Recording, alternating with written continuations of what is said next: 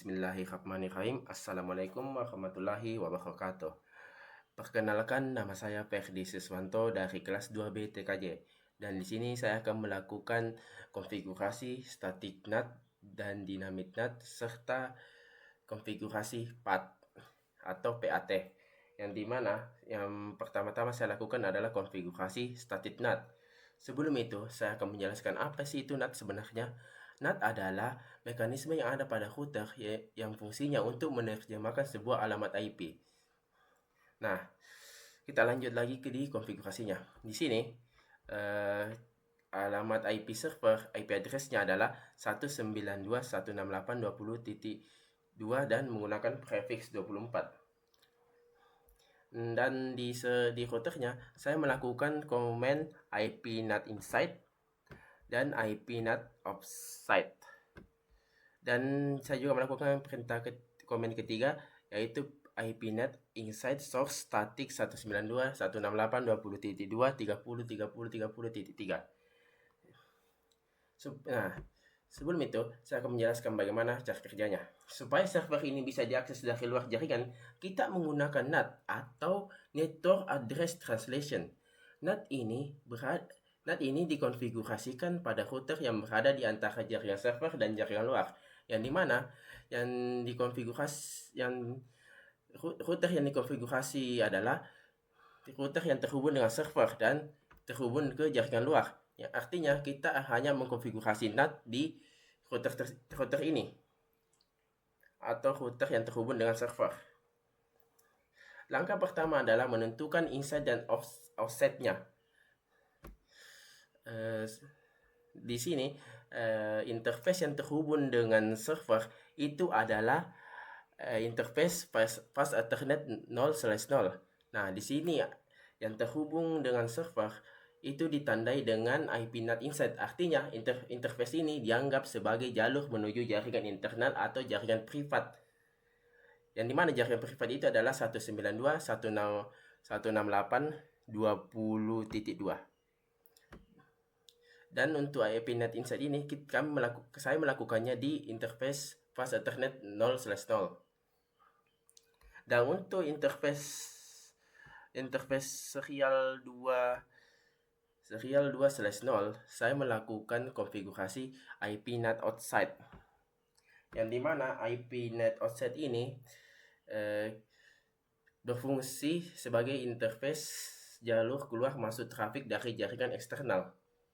Penandaan ini penting karena router perlu tahu dari mana paket berasal dan dari mana paket akan dikirim, agar proses penerjemahan alamat IP bisa berjalan dengan benar.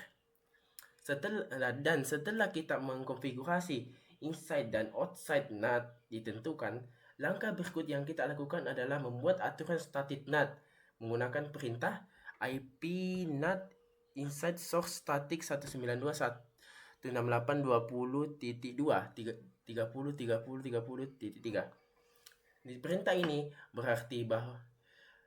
ini menandakan bahwa alamat IP server lokal 192.168.20.2 dipetakan secara permanen ke alamat IP public dengan IP 30.30.30.3. Setiap kali ada perangkat dari luar jaringan yang mengakses IP 30.30.3, router akan meneruskannya ke server dengan IP 192.168.20.2.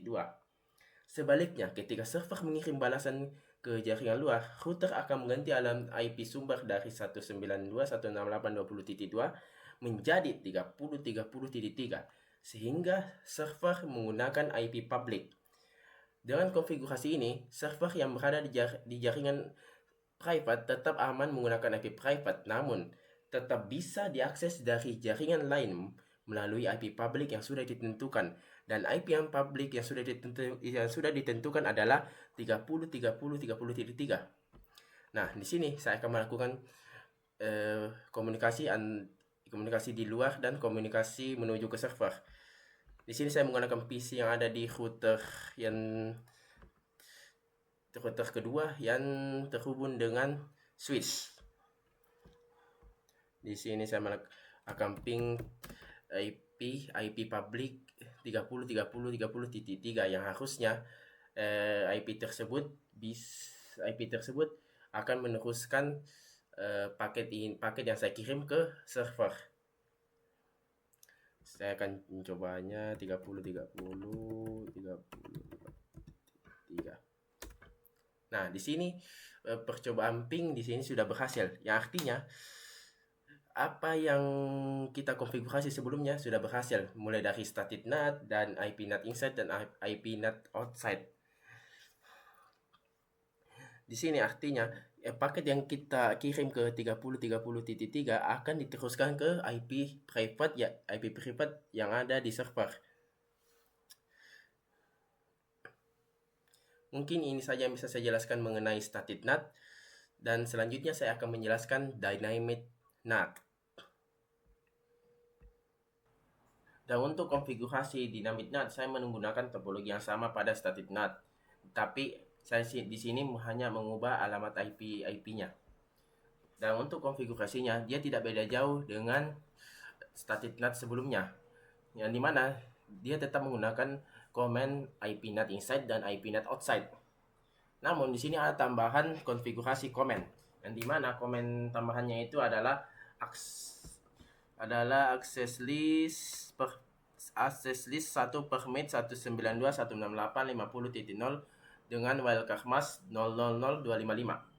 Di sini artinya kita membuat acel standar nomor 1 dan mengizinkan trafik seluruh jaringan yang ada pada IP 50.0. Dan untuk selanjutnya kita melakukan konfigurasi IP NAT pool dengan IP 40.40.3 dengan rentang 40.40.3. Ini artinya saya menggunakan rentang satu alamat IP saja dan menggunakan netmask 255.255.255.252. Untuk NAT pool ini, dia adalah sekumpulan alamat IP publik yang disediakan router untuk dipinjamkan sementara kepada IP privat. Pada dynamic NAT, router akan memilih IP publik yang masih tersedia dari pool ini. Untuk penjelasan komennya, IP NAT pool ini adalah perintah untuk membuat NAT pool. Dan untuk NAT pool yang huruf kapital di sini, itu adalah nama poolnya. Dan untuk IP yang ada di sini 40.40.40.3 dan di sebelahnya juga itu masih menggunakan 40.3, ini adalah rentang IP, yang dimana saya hanya menggunakan rentang IP publik, yaitu satu IP saja. NAT pool ini kita bisa analogikan sebagai tempat parkir. IP publik adalah slot parkiran, artinya IP publik itu seperti sebuah rentang IP. Dan IP privat adalah kendaraan. Jika slotnya penuh, kendaraan baru tidak akan masuk. tidak akan masuk atau tidak dapat masuk. Karena hanya tersedia IP publik, maka hanya satu host internal yang bisa aktif menggunakan NAT secara bersamaan. Nah, yang tahap kelima, kita melakukan IP NAT inside source list 1 pool NAT pool. Di sini, pada tahap ini, kita ACL dihubungkan dengan NAT pool agar router tahu IP mana yang diterjemahkan dan menggunakan IP publik yang mana. Di sini saya akan menjelaskan komen dari yang saya lakukan. Yang pertama itu IP NAT inside source. Translasi berasal dari sisi inside atau dari sisi interface bus Ethernet 0/0. Dan untuk pool NAT pool, di sini dia menggunakan IP dari NAT pool, yang dimana IP dari NAT pool itu adalah rentangnya 40.3 saja. Dan untuk list 1 ini adalah akses list yang kita konfigurasi sebelumnya, yang mana kita menggunakan ID atau nomor 1. Artinya IP internal yang cocok dengan akses list akan diterjemahkan secara dinamis menggunakan IP public di NAT pool. Dan untuk kita mengecek status dan jumlah translasi NAT, kita hanya perlu melakukan komen seperti ini. Show IP NAT translate IP NAT statistic.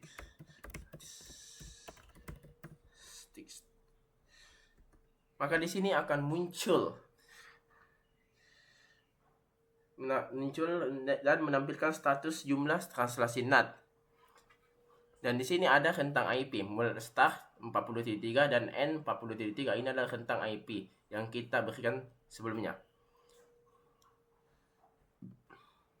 Dengan konfigurasi ini, router telah berhasil menerapkan dynamic NAT dan mampu menerjemahkan IP privat ke IP publik secara dinamis dengan menggunakan NAT pool yang tersedia. Namun, karena jumlah IP publik terbatas, dynamic NAT kurang efisien untuk jaringan dengan banyak pengguna dan biasanya digantikan oleh PAT atau NAT overload, yang dimana saya akan melakukan konfigurasinya setelah ini. Namun sebelum saya melakukan konfigurasi tersebut, saya akan melakukan ping kepada IP 40.40.40.3.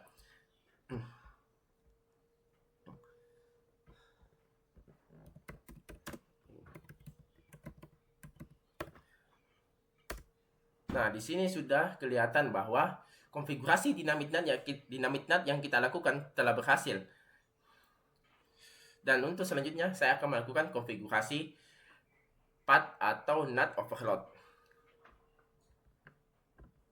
Dan untuk konfigurasi PAT, saya melakukannya di topologi yang mirip dengan static NAT dan dynamic NAT. Namun di sini saya hanya membedakannya, yaitu tata letak dari topologi tersebut. Dan untuk sebelum saya mengonfigurasi PAT, saya akan menjelaskan apa itu si PAT sebenarnya. PAT adalah pengembangan dari NAT, di mana banyak alamat IP privat dapat diterjemahkan menjadi satu alamat IP publik dengan memanfaatkan nomor port sebagai pembeda setiap koneksi. Dengan NAT overload, beberapa perangkat dari jaringan lokal tetap dapat mengakses jaringan luar secara bersamaan, meskipun hanya tersedia satu alamat IP publik. Langkah awal konfigurasi yang saya lakukan adalah menentukan IP NAT inside dan IP NAT outside. Di sini saya mengonfigurasinya di router 2, di mana router ini terhubung dengan switch dan router sebelah yang terhubung ke internet. Dan saya melakukan konfigurasi IP NAT inside di interface fast Ethernet 00, dan di mana interface yang mengarah ke jaringan lokal ditetapkan sebagai NAT inside. Jaringan lokal yang dimaksud di sini adalah yang terhubung ke switch lalu ke PC dengan IP 192.168.200.0 dengan prefix 24. Perintah IP NAT inside menandai bahwa paket yang berasal dari interface ini adalah paket dari jaringan privat yang alamat IP-nya akan diterjemahkan. Dan untuk selanjutnya IP NAT outside. Di sini saya melakukan konfigurasi pada interface yang mengarah ke jaringan luar atau internet ditetapkan sebagai NAT outside. Perintah IP NAT outside menandai jalur keluar paket setelah proses translasi NAT dilakukan.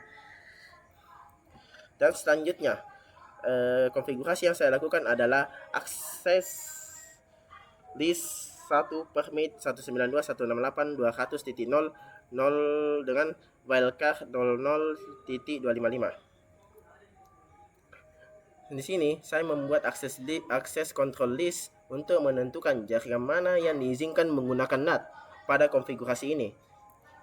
Di sini saya membuat akses list yang dimana mengizinkan seluruh jaringan 192.168.200.0 untuk menjadi NAT. Kemudian saya mengonfigurasi NAT overload.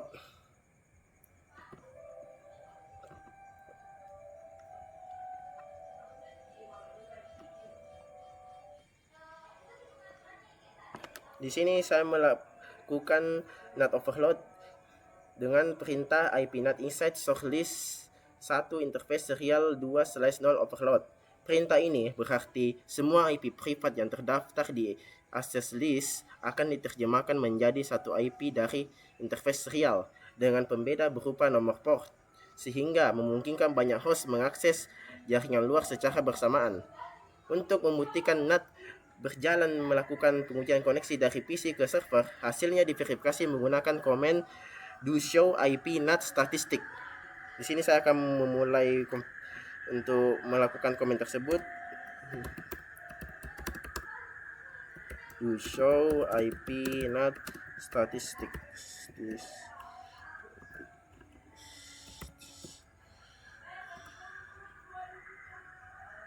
Dari hasil statistik tersebut dapat dilihat bahwa terdapat hits dan expired translation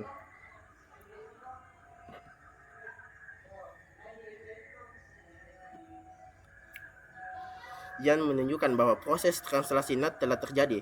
Dengan demikian, dapat disimpulkan bahwa path atau NAT overload memungkinkan efisiensi penggunaan alamat IP public dan konfigurasi yang dilakukan pada router 2 telah berjalan baik. Dan di sini saya mencoba ping dari server ke alamat ke PC.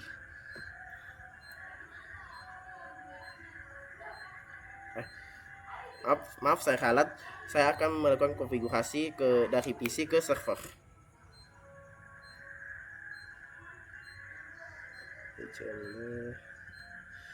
Ping 19.